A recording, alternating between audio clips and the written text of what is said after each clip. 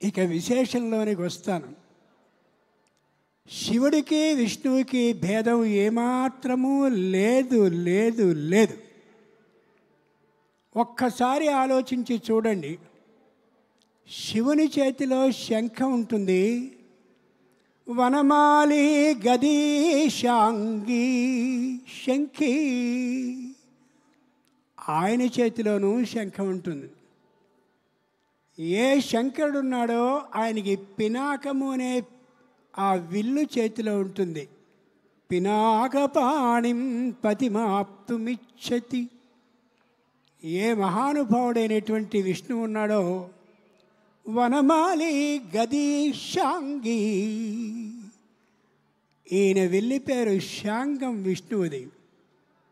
శివుడు విష్ణువు ఇరువురు ఏ విధమైనటువంటి భేదము కలిగిన వాళ్ళు కారు. శివునికి 3 కన్నులుంటాయి. ఏ మహానుభావుడైనటువంటి వెంకటేశ్వరుడు కలియుగంలో ఉన్నాడో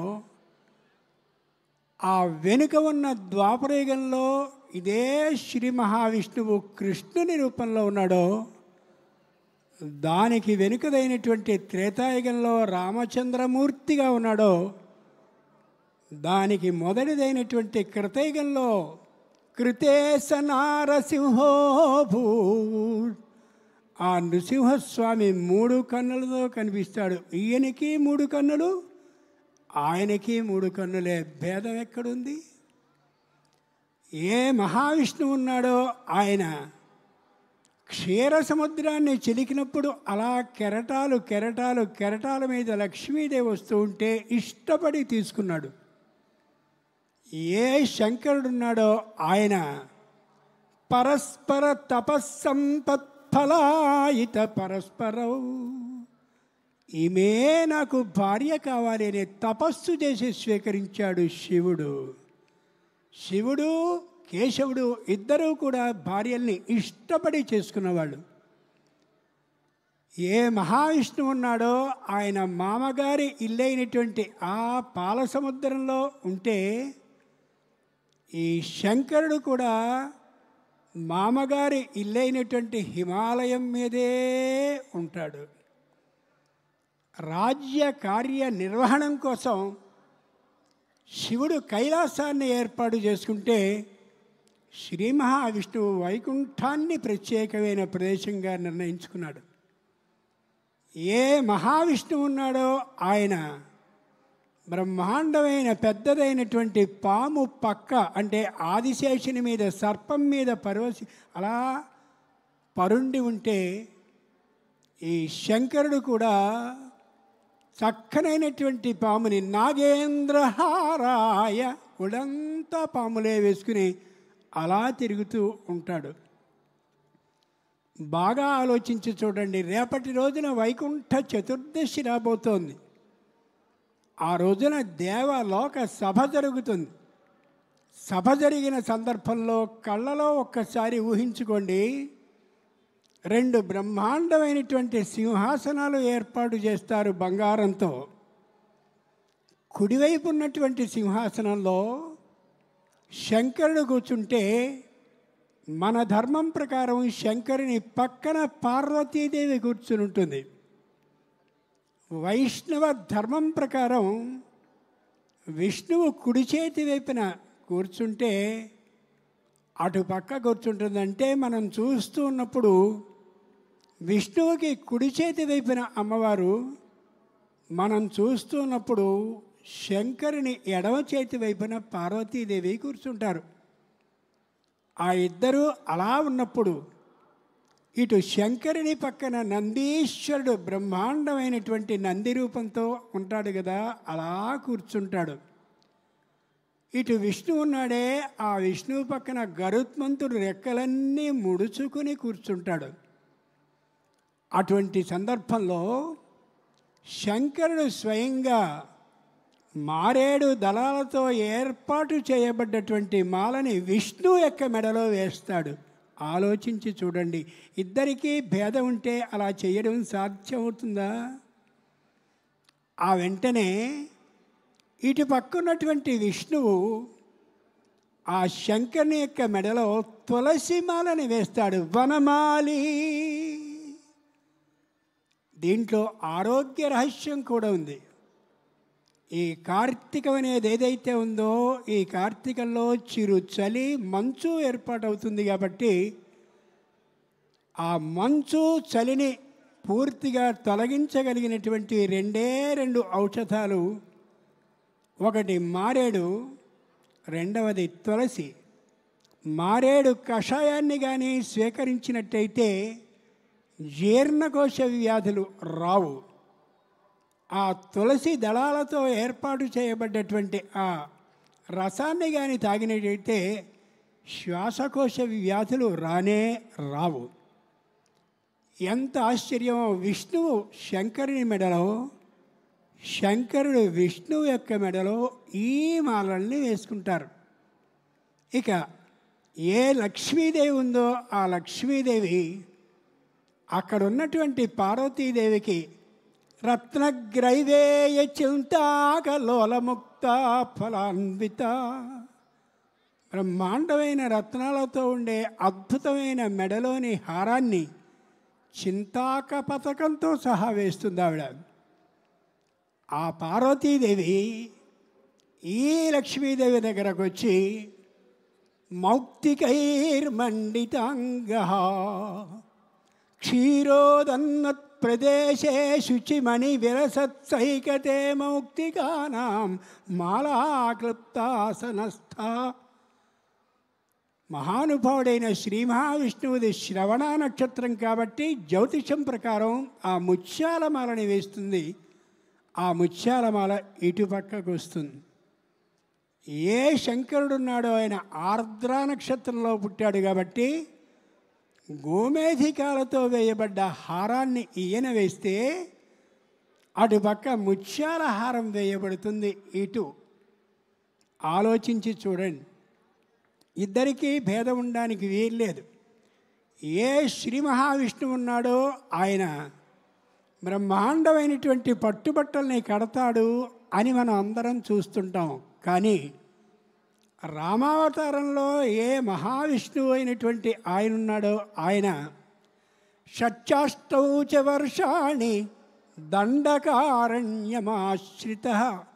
క్షీర అజిన జటాధారి రామో భవతు తాపస. రామావతారంలో ఈ శ్రీ మహావిష్ణువే నారబట్టల్ని కట్టి జడలని పెంచి బ్రహ్మాండమైనటువంటి తాపస వేషంలోనే ఉన్నాడు అన్ని సంవత్సరాల కాలం పాటు. శంకరుడు నిరంతరం అదే విధమైనటువంటి జడలని పెంచి అలాగే ఉంటూ అద్భుతమైనటువంటి గజ చర్మాన్ని, వ్యాఘ్ర చర్మాన్ని ధరిస్తాడు. అనుమానం ఏమైనా ఉందా? ఏ శంకరుడున్నాడో ఆయన కావాలని విషయాన్ని స్వీకరించి దాని ద్వారా మృత్యువు రాకుండా చేసుకునే మృత్యుంజయుడు అయితే, ఈ మహావిష్ణువు ద్వాపరయుగంలో కృష్ణావతారాన్ని ఎత్తినప్పుడు ఆ కృష్ణావతారంలో ఆయన మృత్యుంజయుడిగా అయ్యాడు. ఎలా? ఒక బ్రాహ్మణ స్త్రీ ప్రతి సంవత్సరము కూడా కాన్పుని కలగడం, వెంటనే పిల్లవాడు పోవడం, ఇలా 7 గర్భాలు అయిపోతే విపరీతమైనటువంటి దుఃఖంతో ప్రార్థించింది. నరనారాయణుల్లో ఒకడైనటువంటి అర్జునుని దగ్గరికి వెళ్ళవయ్యా అని ప్రార్థిస్తే తన భర్తని వెళ్ళాడు. కృష్ణుడు అర్జునుడు ఉన్నటువంటి సందర్భంలో నాకు ఇలాంటి కష్టం కలుగుతోంది, నేను సంతానవంతుణ్ణి కాలేకపోతున్నాను అంటే నరనారాయణుల్లో ఒకడైనటువంటి అర్జునుడు స్వయంగా అక్కడికి వెళ్ళి రక్షించడానికి ప్రయత్నించి రక్షించలేక తిరిగి వస్తే కృష్ణుడే స్వయంగా వెళ్ళి యమలోకంలో ఎవరు ఏ ఏ సంవత్సరాల్లో బతికి ఉంటారో అదే వయసు కలిగిన వాళ్ళుగా వాళ్ళందరినీ తెచ్చి ఆ బ్రాహ్మణ దంపతులకు ఇచ్చాడని ఉత్తర హరివంశ కథ మనకి తెలియజేస్తుంది. ఇద్దరు మృత్యుంజయులే. ఈ విష్ణువుకి ఆ శంకరునికి భేదమే ఉండి ఉన్నట్లయితే బాగా ఆలోచించి చూడండి. ఆ రుక్మిణీదేవి స్వయంగా కృష్ణునికి కబురు చేస్తూ, మా వంశ ఆచారం ప్రకారం, కుల ధర్మం ప్రకారం నేను నగజాత ఆలయంలో ఉంటానంటే పార్వతీదేవి ఆలయంలో ఉంటానయ్యా. అక్కడికి వచ్చి అక్కడ ఉన్నటువంటి రాజులతో యుద్ధాన్ని చేసి భవదీయ శౌర్యమే ఉంకువ చేసి, దొంగతనంగా ఎత్తుకెళ్ళడం కాదు, వచ్చిన అందరితోనూ యుద్ధాన్ని చేసి నన్ను తీసుకువెళ్ళు అని పార్వతీదేవి ఆలయంలో ఉండి ఆవిడ చెప్పింది. నిజంగా శివుడికి విష్ణువుకి భేదమే ఉండి ఉంటే, ఓ రుక్మిణి, పార్వతీదేవి ఆలయం అయితే నేను రాను, శివుడంటే నాకు పడదు, అంచేత నువ్వు ఏదైనా విష్ణు ఆలయానికి వస్తే మాత్రమే తీసుకెడతాను అనలా. స్వయంగా అదే ఆలయానికి వచ్చి ఆవిడ్ని తీసుకువెళ్ళాడు. ఎంత గొప్ప విషయమో గమనించండి. ఇద్దరికీ భేదం అనేది లేదు లేదు లేదు. మరో చిత్రం, రుక్మిణీదేవి తన వివాహం ఏ విధంగా రుక్మిణి నీచుడితో అయిపోతుందో అని భయపడుతూ పార్వతీదేవికి మొక్కింది. నమ్మితి నా మనమ్మున సనాతనులైన ఉమామహేశులన్. పార్వతీ పరమేశ్వరుడికి నేను నమ్ముతున్నాను, చాలా గొప్పదాన్ని, అంచేత నువ్వు నా వివాహాన్ని ఏ విఘ్నము లేకుండా చేయించు తల్లి అని, నిన్నమ్మిన వారికెన్నడును నాశము లేదు కదమ్మ ఈశ్వరీ. ఆవిడికి వివాహం గురించిన ఇబ్బంది కలుగుతుంది అన్నప్పుడు పార్వతీదేవికి మొక్కుకుంది. ఆ రుక్మిణి స్వయంగా కృష్ణ అవతారంలో, ద్వాపరయుగంలో. అంతేకాదు, మమ ప్రాణాహి పాండవా, పాండవులు పూర్తిగా విష్ణు భక్తులు, వాళ్ళకి శివ విధానమే లేదు అనే హక్కు అధికారం ఎవ్వరికీ లేదు. ఎందుకని? ఏ నారాయణంలో నరుడు అర్జునుని యొక్క అవతారాన్ని ఎత్తాడో, ఆ అర్జునుడు పాశుపత అస్త్రాన్ని స్వయంగా తీసుకున్నాడు శంకరుడి నుండి.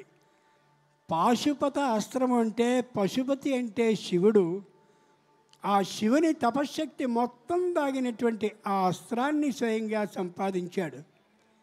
నిజంగా శివ విష్ణువుల్లో భేదమే ఉండి ఉన్నట్లయితే, ఆ నరనారాయణంలో నర రూపమైనటువంటి ఆయన ఏమనాలి?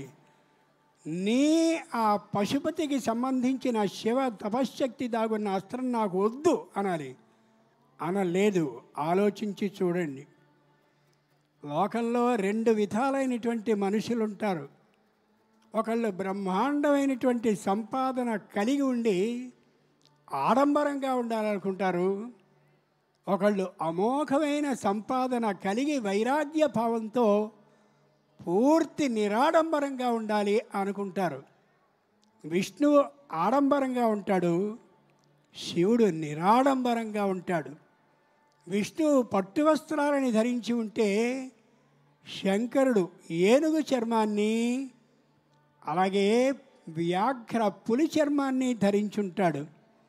ఈయన నిలువు నామాలని పెడితే ఆయన అడ్డమైనటువంటి నామాలని అడ్డంగా పెడతాడు.